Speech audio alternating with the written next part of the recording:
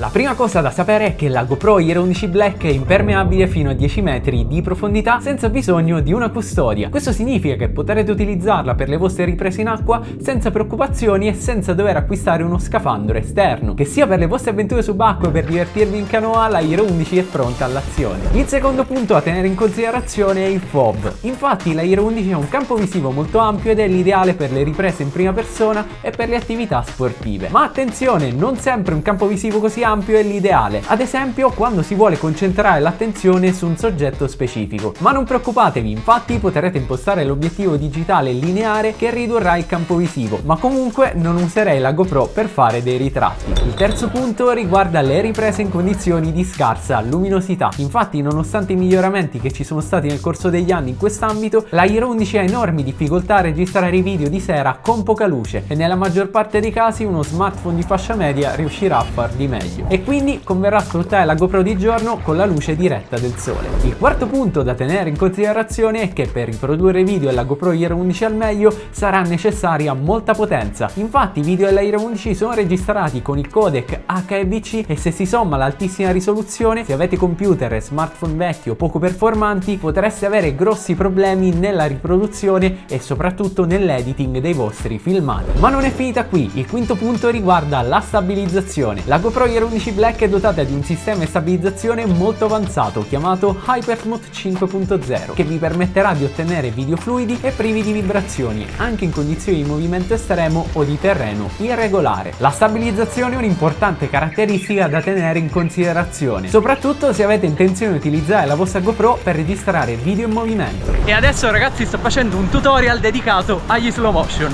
e quindi iscrivetevi al canale.